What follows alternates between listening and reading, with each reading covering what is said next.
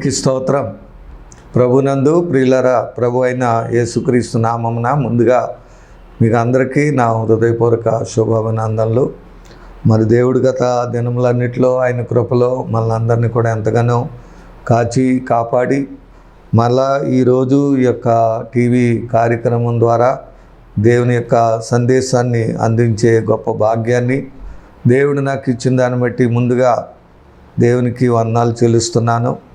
అలాగే వాక్యం వింటూ ఆధ్యాత్మికంగా బలపడుతూ మీ యొక్క ప్రార్థన అవసరాలు చేస్తున్న మీకు కూడా, అలాగే టీవీ ఛానల్ కొరకు ప్రార్థిస్తూ సహకారం చేస్తున్న వారందరికీ పేరు పేరున ప్రత్యేక వందనాలు తెలియజేస్తున్నాను. దేవుడు మిమ్మల్ని దీవించి ఆశీర్వదించాలని ప్రార్థిస్తున్నాం.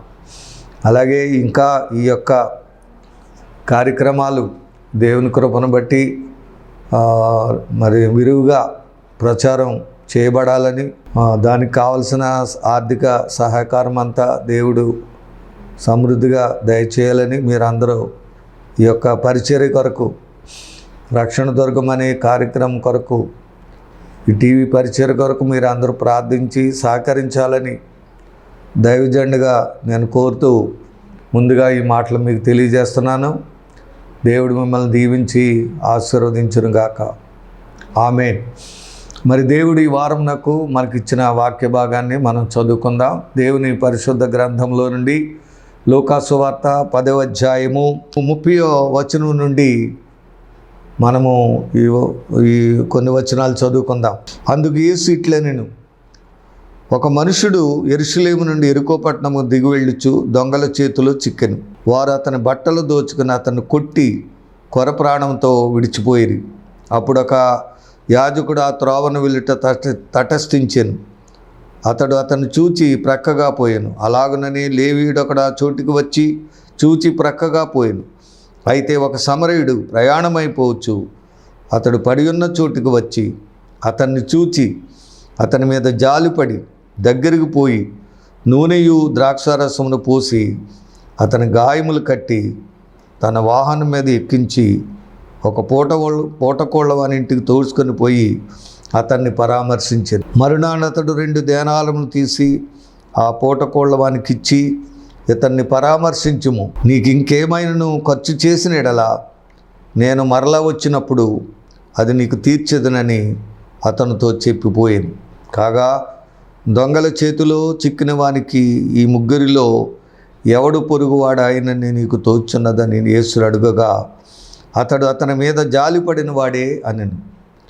అందుకు యేసు నీవును వెళ్ళి అలాగు చేయమని అతనితో చెప్పాను. దేవుడు ఈ వచనాన్ని దీవించునుగాక. మరి ఇక్కడ ప్రియులర, ఒక ధర్మ శాస్త్రోపదేశకుడు ఒక ఆయన దగ్గరికి వచ్చి నిత్య జీవం పొందాలంటే నేను ఏం చేయాలి అని అడిగారు. నిజంగా బైబిల్ గ్రంథంలో అనేక ప్రశ్నలు మనకి చాలా పాఠాలను నేర్పిస్తాయి. ఇక్కడ నిత్య జీవమునకు వారసుని అవటానికి నేను ఏం చేయాలని ఈయన ప్రశ్నిస్తే, అపోస్తుల కార్యములు అయితే ఐలారా రక్షణ పొందుటకు నేను ఏం చేయవలెనని పేతురు ప్రసంగం విని పశ్చాత్తాపడి అనేకులారు. అలాగే జైలు సూపరింటెండెంట్ కూడా ఒక అద్భుతం, జైలు తలుపులు తెరపడటం, వాళ్ళ బంధకాలు ఊడిపోవటం, ఒక పెద్ద భూకంపం జరిగి ఒక అద్భుతం జరగటం చూసి ఐలారా రక్షణ పొందటానికి నేను ఏం చేయవలనని అంటే, అప్పుడు వాళ్ళు ఏమి చేయటం కాదు, ప్రభు అయిన యేసునందు విశ్వాసం ఉంచుము, అప్పుడు నీవును నీ ఇంటి వారును రక్షణ పొందుతారని అపోస్తులు మరి యేసు ప్రభుని గురించి సాక్ష్యం చెప్పినట్లు మనం చూస్తున్నాం. కాబట్టి ప్రశ్నలు అనేవి, ఒక వ్యక్తిలో ప్రశ్న వచ్చిందంటే అది చాలా మంచి ఆలోచన అన్నమాట. ప్రశ్నలు అనేవి ఎలా నేను పొందుకోవాలంటే ఏం చేయాలి అనేది ఒక ఆశ అతనికి కలిగింది. దాన్ని బట్టి ప్రభు దగ్గరికి వచ్చి ఈ ప్రశ్న అడుగుతున్నాడు. అలాగే మానవులు ఎవరికైనా ఏదైనా కోరిక, ఆశ ఉన్నప్పుడు అది ఏం చేస్తే ఎలా దొరుకుతుంది, ఏం చేస్తే అన్నట్టుగా ఆలోచన వస్తుంది. దాన్ని బట్టి వాళ్ళు ముందుకు వెళతారు, మంచి ప్రయోజనకరమైన వాళ్ళగా అవుతారు, వాళ్ళ ఆశ తీరుతుంది. హల్లెలూయా. కాబట్టి ఇక్కడ ధర్మశాస్త్రోపదేశకుడు వచ్చి నిత్యజీవమునకు వారసుని అవ్వడానికి నేను ఏం చేయాలని అడిగాను. అడిగితే ప్రభు ఏమన్నారంటే చేయవలనని ఆయన శోధించుచూ అడిగాను. పోనీ మంచిగా మామూలుగా తెలుసుకోవాలని అడిగితే బాగుండు, కానీ బహుశా ఈ ధర్మశాస్త్ర ఆ రోజుల్లో ఈ శాస్త్రులు పరిసయ్యులు ఈ ధర్మశాస్త్రోపదేశకులు వాళ్ళు ప్రభుని తెలుసుకోవడానికి అంత ఇష్టపడేవారు కాదు, కానీ ముఖ్యంగా ఆయన్ని శోధించడానికి మాత్రం అనేక ప్రశ్నలు వేసేవారు. పిల్లలు వాళ్ళలాగా మనము శోధించడానికి ఆయన ప్రశ్నించే వారంగా ఉండకూడదు. మనల్ని కూడా చాలామంది ప్రశ్నలు వేస్తారు. అవి ప్రశ్నలు ఎందుకంటే మనల్ని పరీక్ష చేయడానికి, మనల్ని శోధించడానికి, అంతేగాని మన ద్వారా ఏదో తెలుసుకుని బాగుపడాలని కాదు. అలాగే ఇక్కడ కూడా ఈ ధర్మశాస్త్రోపదేశకుడు శోధిస్తూ అడిగాడు. అలాగే శాస్త్రులు పరిసయ్యులు కూడా వచ్చి ఆయన శోధిస్తూ అనేక మాటలు మాట్లాడేవారు, అనేక ప్రశ్నలు వేసేవారు. దానివల్ల వారికి ఏమి మేలు ఉండదు. కాబట్టి ఇక్కడ ఆయన్ని అడిగారు.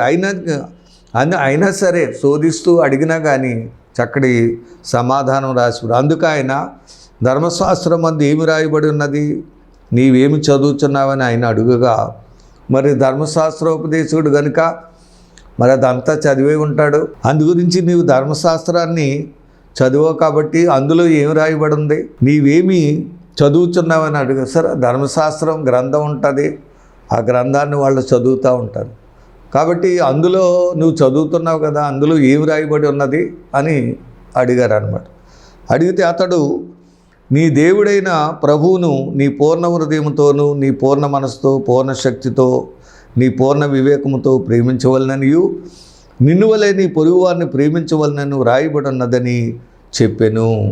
ఇవి ధర్మశాస్త్రంలో ఉన్న ఆజ్ఞలు, ప్రధానమైన ఆజ్ఞలు అన్నమాట. దేవుణ్ణి ముందు మనం ఎలా సేవించాలి, ఎలాగ ఆరాధించాలి, అలాగే ప్రజలను కూడా మనం ముందు దేవుణ్ణి ఎలా ప్రేమించాలి, ప్రజలను ఎలా ప్రేమించాలి అనేది ఇక్కడ ప్రాముఖ్యమైన దేవుని ఆజ్ఞ. నిజంగా ఈ ఆజ్ఞలు చాలా విలువైనవి, చాలా గొప్పవి.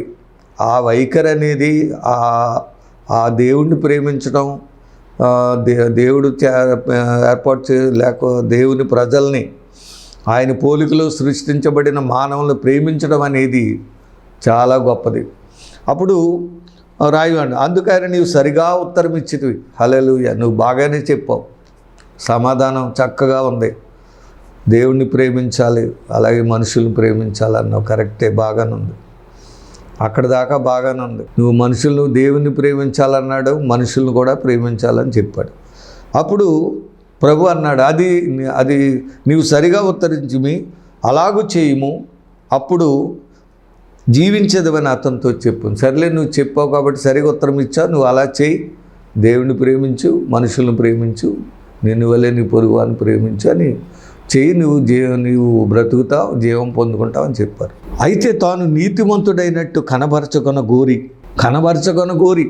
తాను నీతిమంతుడైనట్టు, నీతిమంతుడేం కాదు, నీతిమంతుడైనట్టు కనబరుచుకొన గోరి అతడు అవును కానీ నా పొరుగువాడు ఎవడని యేసుని అడిగాను. చాలా మంచి ప్రశ్న అడిగాడు. ఇప్పుడు నిన్ను వల్లే నీ పొరుగువాన్ని ప్రేమించమని మరి ఉంది కదా, మరి దేవుణ్ణి ప్రేమిస్తున్నాను, అలాగే మనుషుల్ని మనం ప్రేమించాలి, మరి నిన్ను వల్లే నీ పొరుగువాన్ని ప్రేమించే వాళ్ళని ఉంది కదా. కాబట్టి అసలు అంటే ఈయన ఏం చెప్తాడు అని, అసలు పొరుగువాడంటే ఎవడో అనేది ఆయన్ని గొప్ప నీతిమంతుడై ఉండాలని చెప్పించుకోవడానికి అలాగ అడిగాడు అనమాట. అప్పుడు నీ పొరుగువాడు ఎవరు, అసలు యేసు అవును కానీ నా పొరుగువాడు ఎవడని యేసున్నాడు. అసలు ఎవరో నా పొరుగువాడు, దానికి యేసు ప్రభు ఈ ఉపమానం చెప్పారు. ప్రభు దేనికైనా సమాధానం చెప్పినప్పుడు కానీ, ఏదైనా ప్రసంగం చేసినప్పుడు కానీ, ప్రతీది కూడా ఇంచుమించుగా ఆయన సందేశాల్లో ఉపమానం లేకుండా ఏది చెప్పేవారు కాదు. ప్రతిదీ కూడా ఉపమానంతోనే ఆయన చెప్పేవారు. సో ఇక్కడ కూడా ఆయన ఆ పొరుగువారిని గురించి చెప్పడం కోసం ఒక ఉపమానాన్ని, ఒక కథను లేక ఒక సత్యాన్ని తెలియజేయడం కోసం ఒక చక్కటి ఉపమానాన్ని చెప్పారు. అందుకు యేసు ఇట్లనెను, ఏంటంటే ఒక మనుషుడు యెరూషలేము నుండి యెరికో పట్టణము దిగి వెళ్ళుచు దొంగల చేతిలో చిక్కెను. వారు అతన్ని బట్టలు దోచుకొని అతను కొట్టి కొరప్రాణంతో విడిచిపోయారు. ఇది ఆ వ్యక్తి యొక్క పరిస్థితి ఇలా జరిగింది. అయితే మరి అప్పుడు ఒక యాజకుడు ఆ త్రోవను వెళ్ళి తటస్థించింది. అతడు చూచాడు, ప్రక్కగా వెళ్ళిపోయాడు. అలాగనే లేవీయుడు ఒకడు ఆ చోటుకు వచ్చాడు, చూచాడు, ప్రక్కగా పోయాడు. అయితే మూడవదిగా ఒక సమరయుడు ప్రయాణమైపోవచ్చు. అతడు పడి ఉన్న చోటుకు వచ్చి, సరే అంటే ఇతడు ఏం చేశాడనేది మనకు కావాలి మెయిన్. వాళ్ళిద్దరూ కూడా ముందు యాజకుడు వచ్చాడు, తర్వాత లేవీయుడు వచ్చాడు. యాజకుడు వచ్చాడు, లేవీయుడు వచ్చాడు. వారు చూచి వెళ్ళిపోయారు. మూడవదిగా సమరయుడు వచ్చాడు. ఆ సమరయుడు ఏం చేశాడు అనేది చూశాడు. ఇక్కడ అతడు ప్రయాణమై అతనిని చూచి అతని మీద జాలిపడి దగ్గరికి పోయి ద్రాక్షారసమును పోసి అతని గాయములు కట్టి, ద్రాక్షారసం పోసాడు, అతని గాయములు కట్టాడు.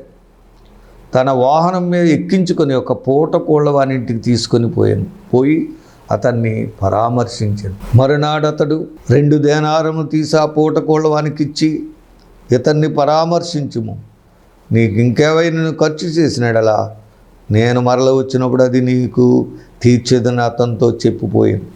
ఇది ఆయన చెప్పిన ఉపమానం. అప్పుడు లాస్ట్లో కాగా దొంగల చేతిలో చిక్కిన వానికి ఈ ముగ్గురిలో ఎవడు పొరుగువాడు ఆయన నీకు తోచుచున్నదని యేసు అడుగగా అతని మీద జాలిపడిన వాడే అని. హల్లెలూయా. అందుకు యేసు నీవును వెళ్ళి అలాగు చేయమని అతనితో వెళ్ళరా. అతను వేళ నీతిమంతుడై కనబర్తకు అడిగాడు. కానీ యేసు ప్రభు అతని స్థితి ఏంటో, ఆ శాస్త్రులు, పరిసయ్యులు లేక లేవీలు వాళ్ళకున్న వేషం ఏంటో, వాళ్ళు చేసే పని ఏంటో ఒక రకంగా చెప్పారు. చెబుతూ తను ఎందుకు వచ్చారో దాన్ని కూడా ఒక మంచి సమరయుడిగా పోలుస్తూ ఆయన కూడా వచ్చి జాలిపడి ఏ విధంగా నూనె ద్రాక్షారసం పొంది ఆయిల్ పెట్టి ఎలాగైతే ప్రభు అయిన యేసు కూడా ఈ లోకానికి వచ్చి ఎలాగా ఆయన తను ఎందుకు వచ్చాడో ఆ ఉద్దేశాన్ని కూడా అక్కడ తెలియజేస్తూ, వీళ్ళరా ముగ్గురిలో ఎవడు ప్రేమించాడు ఎక్కువగా అని చెప్తే అతని మీద జాలిపడిన వాడు. వీళ్ళరు ఈ లోకంలో ఎన్నో మతాలు ఉన్నాయి, ఎంతోమంది మత నాయకులు ఉన్నారు, బోధకులు ఉన్నారు, శాస్త్రులు ఉన్నారు, పరిచయులు ఉన్నారు, రిలీజియస్ మ్యాన్స్. వీళ్ళందరూ ఎవరంటే దైవ భక్తి దైవజనులు అన్నట్టు దేవుని విధానాన్ని అలవర్చుకునేవారు. అంటే దైవభక్తి అన్నమాట. ధర్మశాస్త్రాన్ని బోధించే వాళ్ళు వీళ్ళు. ఈయన కూడా ఇప్పుడు వచ్చిన ఆయన కూడా ధర్మశాస్త్ర బోధకుడే, బాగా చదువుతూ అందులో ఉన్న విషయాలన్నీ తెలుసుకున్నవాడే, బాగా ఎరిగినవాడే. అలాగే లేవీయుడు లేవీయుడు అంటే ఎవరు? లేవీయుడు కూడా అంటే దేవాలయంలోనే పరిచర్య చేసేవాడు లేవీయుడు. తర్వాత యాజకుడు అంటే యాజకులు లేవీయులు అనేది వీళ్ళిద్దరూ కూడా దేవాలయంలోనే పరిచర్య చేసేవాళ్ళు దేవుని విధానంలో ఉండేవాళ్ళ, దేవుని సేవ చేసేవాళ్ళు. తర్వాత ఇతను అడిగిన అతను కూడా ధర్మశాస్త్రోపదేశం అంటే దేవుని గ్రంథాన్ని వివరించేవాడే. వాటిని ఖండిస్తూ ఒక రకంగా ప్రభు యాజకులు లేవీయులు పరిచర్యను కూడా ఖండిస్తూ, లేకపోతే ఈ ధర్మశాస్త్రోపదేశాల వ్యాసాన్ని, వాళ్ళ విధానాన్ని, వాళ్ళు ఏ విధంగా రిలీజియస్గా ఉన్నారో ఏమి లేదో దాన్ని తెలియజేస్తూ యేసు ప్రభు ఒక మంచి ఉపమానాన్ని ఆ యొక్క ధర్మశాస్త్రోపదేశుడు తెలిసినట్టుగా మనం చూస్తాం. హల్లెలూయా. వీళ్ళరు ఇక్కడ ఒక మనుష్యుడు అంటే మానవులైన మనం అందరం. దీని వివరణ మనం కొద్దిసేపు చెప్పుకుంటే తర్వాత వచ్చే కార్యక్రమంలో ఆ గాయాలు కట్టడం ఏంటో, నూనె ఏంటో, ద్రాక్షారసం ఏంటో, ఇవన్నీ మనం చూద్దాం. మంచి సమరయుడు ఏం పట్టుకొచ్చాడో, ఆయన దగ్గర ఏమున్నాయో, ఎందుకు వచ్చాడో అవి మనం వచ్చే కార్యక్రమంలో నేర్చుకున్నాం. ఇప్పటికి ఈ ముగ్గురు ఎవరు అనేది వారంలో మనం ఈ కార్యక్రమం నేర్చుకున్నాం. మొదట మరి యాజకుడు ఆ త్రోవను వెళ్ళుట తటస్థించాను. అదేమీ మామూలుగా అనుకుని వెళ్ళాలని ప్రేరేపణ బట్టి రాలేదు, కానీ అలాగే వెళ్తూ వాళ్ళ పనులను బట్టి వాళ్ళు వెళ్ళటం జరిగింది. జరిగితే అతడు చూచాడు. అతన్ని చూసారా, కొన్ని తటస్థిస్తాయి. అప్పుడు మనం చూచి వెళ్ళిపోయే వారం ఉన్నామా, లేక మన ఎదురే కనపడవచ్చు. కొన్ని క్రైస్తవులు అయిన మనకే కనపడవచ్చు. మన ఎదటే కొన్ని హింట్స్, కొన్ని పడిపోయిన వారు ఉండొచ్చు, లేకపోతే కొంత ఇబ్బందులు పడుతున్న వారు ఉండొచ్చు, కష్టాలు పడుతున్న వారు ఉండొచ్చు.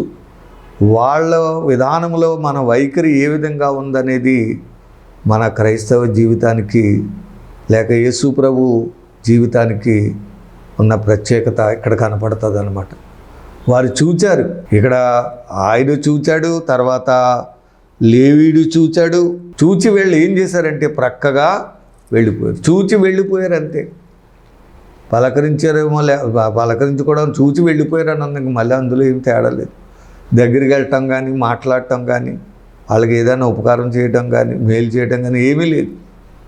వీళ్ళని ఇవన్నీ లోకంలో ఉన్న మతాలను సూచిస్తున్నాయి, మత నాయకులను సూచిస్తున్నాయి, బోధకులను సూచిస్తున్నాయి. వీళ్ళందరూ కూడా దైవత్వాన్ని కలిగి లేకుండా దేవుని విధానాన్ని దేవునిలో పరిచర్య చేసేవారే, దేవుని మందిరంలోనే పరిచర్య చేసేవారే, కానీ ఎదుటివాటిని పొరుగువారిని ప్రేమించేటువంటి విధానం వారికి లేనట్టుగా మనం చూస్తున్నాం. చూచి వెళ్ళిపోయారు. అలాగే లోకంలో మన దేశంలోని వంటి మన అన్ని ప్రాంతాల్లో కూడా ఇలాగే అనేక మంది మతాలు, అనేక నాయకులు ఉన్నారు. కానీ ఎవరు కూడా మానవుడికి సహాయం చేసేవారు లేరు. ఎవరు కూడా మానవుని రక్షించేవారు లేరు, మానవుని బాగు చేసేవారు లేరు, గాయాలు కట్టేవారు లేరు, స్వస్థపరిచేవారు లేరు. అతన్ని లేపి మా వాహనం మీద ఎక్కించుకొని ఒక హాస్పిటల్కి తీసుకెళ్ళి, లేకపోతే పూటకొల్వానికి వెళ్ళి భోజనం పెట్టి పరామర్శించేవారు ఎవరూ లేరు. బిడ్డలారా, చూచి వెళ్ళిపోయేవారే తప్ప ఒక బాధలో ఉన్న వ్యక్తిని, లేక పేదవాడుగా ఉన్న వ్యక్తిని, గాయాలతో ఉన్న వ్యక్తిని, పడిపోయిన వ్యక్తిని పరామర్శించేవారు మాత్రం ఎవరు కనపట్లేదు. అయితే మూడవదిగా ఒక సమరయుడంటే మరి ఎందుకు అంటరాని వాడిగా పొందొచ్చారు. మరి లోకరీతిగా చాలా తక్కువ, అంటే అతనికి దైవత్వం ఏమీ ఉండదు. దేవుని విధానాన్ని కలిగిన వాడికి ఏమీ అతను, లేకపోతే భక్తుడు కాదు. సమరయులు అంటే మనకు తెలుసు, వాళ్ళు యూదులతో సాంగత్యం చేయరు. అలాంటి ఒక ఎన్నిక లేనివాడు, దైవత్వానికి సంబంధం లేనివాడు, దూరముగా ఉన్నవాడు, దేవుని విధానం ఎరగని వాడిగా ఉన్నాడు. కానీ ఆ వ్యక్తి ఏం చేశాడంటే అతడు చూచి ఏం చేశాడనమాట, అతన్ని చూచి అతని మీద జాలి పడ్డాడు. హల్లెలూయా. ఇది ఇతర మతాలకి క్రైస్తత్వానికి ఉన్న తేడా ఇది. ఏంటది? జాలి పడటం. ప్రియులరా, ఈ ఈ ఈ యొక్క మంచి సమరయుడే మనం చెప్పుకోవాలంటే ప్రభు అయిన యేసుక్రీస్తు. హల్లెలూయా. ఆయనే లోకానికి ఒక మంచి సమరయుడిగా, ఎన్నిక లేనివాడుగా, ఎవరు కూడా ఆయన్ని రిలీజియస్గా కోరుకునే విధానం కాదు, కానీ ఆయన సమరయుడికి ఈ లోకానికి వచ్చి మానవులైన మనల్ని చూసి మన మీద జాలిపడినవాడు యేసు ఒక్కడే. హల్లెలూయా. వ్యాధులతో ఉన్నవాడిని, గాయములతో ఉన్నవాడిని, పడిపోయి ఉన్న మానవుణ్ణి, పాపములో చెడిపోయి పడిపోయి పాడైపోయి ఉన్న మానవుణ్ణి చూచి దగ్గరికి జాలిపడి అతన్ని చూచి అతని మీద జాలిపడి అతని గాయాలు కట్టి బాగు చేయగలిగిన ఒక గొప్ప రక్షకుడు మన ప్రభు అయిన యేసు. హల్లెలూయా. కాబట్టి బిడ్డలారా, అక్కడ ఆయన మరి నిజంగా ఈ జాలిపడి అనే మాటను గురించి మనం చెప్పుకోవచ్చు. యేసు ప్రభు అనేక చోట్ల ఆయన ప్రజలను చూచినప్పుడు జాలిపడినట్లుగా మనం చూస్తున్నాం. వ్యాధిగ్రస్తులను చూసినప్పుడు జాలిపడ్డాడని, బాధల్లో ఉన్నవాడిని చూసి జాలిపడ్డాడు, ఆకలిగా ఉన్నవాడిని చూసి జాలిపడ్డాడు. ఇలాగ ఆయన ఎంతో ప్రేమ, ఎంతో జాలి, ఎంతో దయ, కనికరము కలిగిన దేవుడిగా యేసు మంచి సమరయుడిగా మనం చూడగలం. హల్లెలూయా. ప్రేమ దయ, జాలి, కనికరము కలిగిన వాడు యేసు. ఈ రోజున మరి ఎవరు నిన్ను ప్రేమించలేకపోవచ్చు, ఎవరు నీ మీద జాలి పడకపోవచ్చు. ఒకవేళ వాళ్ళు అనుకున్నారు బహుశా ఆ శాస్త్రు పరిచయం వీడు అప్రచుడరా బాబు, వీడు అంటరాని వాడు, వీడి దగ్గరికి మనం వెళ్తే మనం అంటుపోతాం అనేసి చూచి వెళ్ళిపోయారు. ఏదో ఒక ఆలోచన వాళ్ళలో ఉండి వాళ్ళని దగ్గరికి చేరనివ్వలేదు. ప్రియులారా, మనల్ని కూడా మనుషులు చూడనివ్వకుండా వాళ్ళలో అనేకమైన చెడు ఆలోచనలు వారికి ఉండడం వల్ల వారు మనల్ని చూడకపోవచ్చు, మనల్ని మీద కనికరపడకపోవచ్చు. ఎందుకంటే వాళ్ళ కనికరం లేదు, జాలి లేదు, దయ లేదు. కానీ యేసే అలాంటి వాడు కాదు. యేసు అలాంటి చెడు ఆలోచనలు కలిగిన వాడు కాదు. ఎందుకంటే ఆయనే సమరయుడిగా వచ్చాడు, అంటే ఎన్నిక లేనివాడిగా వచ్చాడు, తగ్గించుకున్నవాడిగా వచ్చాడు. కనుక ఆయనకి ఇంకా అలాంటి మనసు ఏముండదు. మనం హెచ్చించుకున్నప్పుడే, మనం మహాభక్తులు అనుకున్నప్పుడే ఎదరోడు మనకి నీచంగా కనపడతాడు. మనం ఎన్నిక లేని వారము, తక్కువ వారమని అనుకున్నప్పుడు ఎదరోడిని మనం గౌరవించగలుగుతాం, పాపిని ప్రేమించగలుగుతాం, మరి వారిని పరామర్శించగలుగుతాం, చూడగలుగుతాం, చెందగలుగుతాం. అంతేగాని సో కాల్డ్ రిలీజియస్గా మనం మారిపోయేటప్పుడు, మనం ఒక రకమైన యాంగ్జైటీ ఫీల్ అవుతున్నప్పుడు మనం ఇంక ఇతరులని పట్టించుకునే విధానం మనకి ఉండదు. దానిలోనే తన్మయం అయిపోతూ ఉంటాం అనమాట. అబ్బో, నేను ఎంత బోధకుడిని, ఎంత మంచి బోధకుడిని, ఎంత మంచి ప్రవక్తను, లేకపోతే ఎంత మంచి అపోస్తుల్ని, లేకపోతే ఎంత మంచి గొప్ప విశ్వాసిని అని ఉప్పొంగిపోతూ ఉంటాం. దాన్ని ఇక్కడ ఈ ఉపమానంలో యేసు ప్రభు ఖండిస్తున్నారు. నిన్ను వలె నీ పొరుగువారిని ప్రేమించేవాడు ఎవరు అంటే, ఇదిగో అతనే చెప్తున్నాడు. ఇదిగో ఎవరైతే అతని మీద జాలి పడ్డారో అతనే అతని పొరుగువాడు అన్నాడు. హల్లెలూయా. సరే, క్రిస్టియానిటీ అనేది దేని మీద కట్టబడాలంటే ప్రేమ మీద, జాలి మీద, దయ, కనికరములు కలిగిన ఆ పునాది మీదే క్రిస్టియానిటీ కట్టబడుతుంది తప్ప ఇక వేరే విధానంలో ఏది కట్టబడదు. Jesus Christ as the compassion to all people, as a to the sinners. పాపిని కరుణించినవాడు, పాపిని ప్రేమించినవాడు, పక్కకు తొలగనివాడు, రోగిని చూచి రోత పడనివాడు యేసు.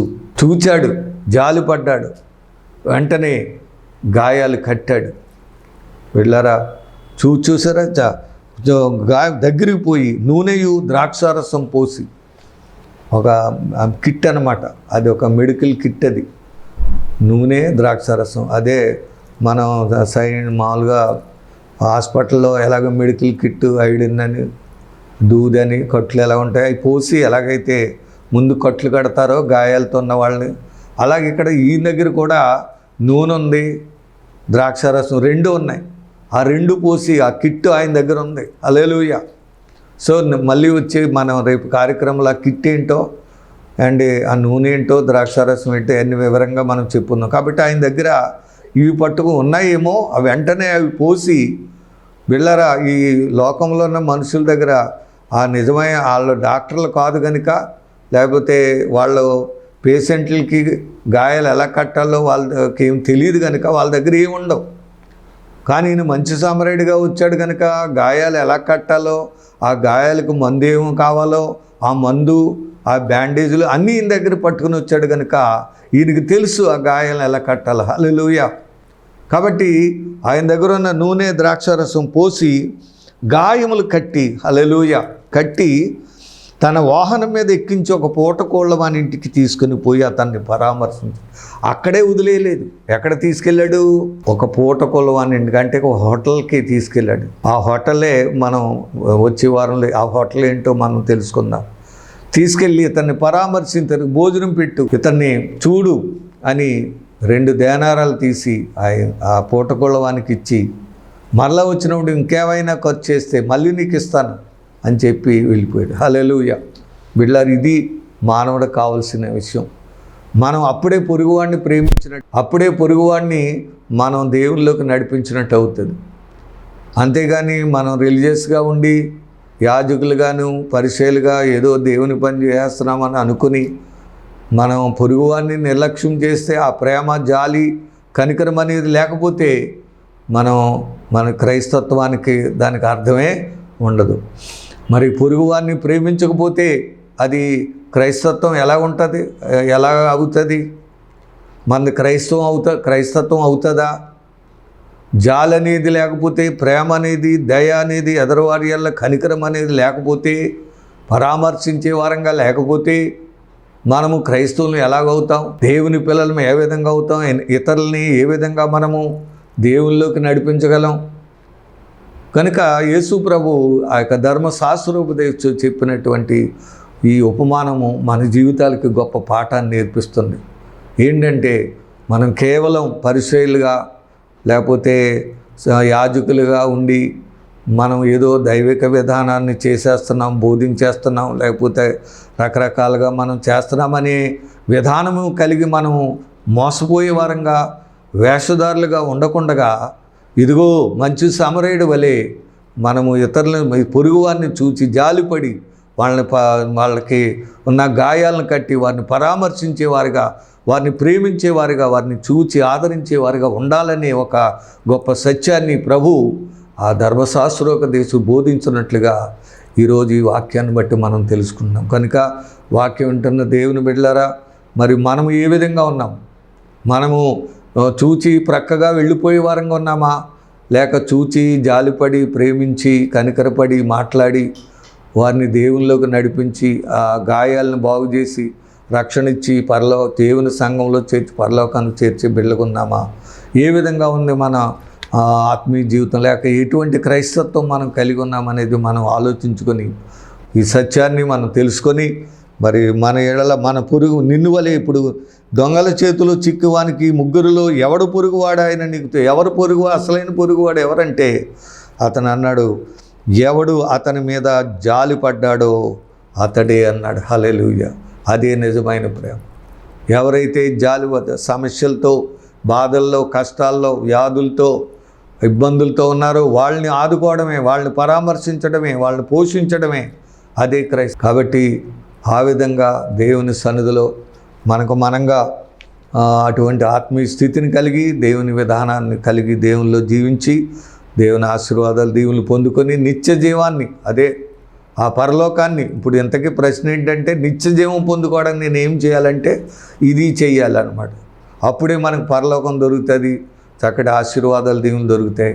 అలాగా అలాంటి స్థితిని కలిగి దేవునిలో జీవించి దేవుని కొరకు ఆయత్తపడదాం.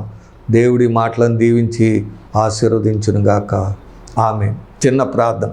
మహాపరిశుద్ధుడా, మా ఉన్నతుడు యేసయ్యా, నీకే వందనాలు, స్తోత్రాలు చెల్లిస్తున్నాం. ఈ దిన వాక్య వర్తమానాన్ని బట్టి నీకు వందనాలు నాయన. మరి మంచి సమరయుడి గురించి, లేక నిన్ను వలె నీ పొరుగువాన్ని ప్రేమించాలనే గొప్ప సత్యాన్ని యేసు ప్రభు ఆ ధర్మశాస్త్రోపదేశుడికి తెలియజేసి, యాజకులు, లేవీలు, యాజకుల వలె, మరి ధర్మశాస్త్రోపదేశకుల వలె ఉండకుండగా, మరి యాజ్ ఏ రియల్ క్రిస్టియన్గా ప్రేమ, జాలి, దయ, కనికరం కలిగిన బిడ్డలుగా పొరుగువారిని ప్రేమించే వారంగా ఉండాలని, అప్పుడే మాకు పరలోకం దొరుకుతుందనే గొప్ప సత్యాన్ని మీరు బయలుపరిచిన దాన్ని బట్టి వందనాలు చెల్లిస్తున్నాం. ఆ విన్నవాక్యం అందరి హృదయాలు పడే నువ్వు ఫలించం చేయమని వేడుకుంటూ, ప్రార్థనకు ప్రతిఫలం దయచేయమని కోరుకుంటూ, మీరే మహిమ పొందుకోమని వేడుకుంటూ, మా ప్రభువును ప్రియరక్షకుడైన యేసు నామమున అడిగి వేడుకొనుచున్నాము తండ్రి. ఆమేన్. God bless you. దేవుడు మిమ్మల్ని దీవించును గాక. Thank you.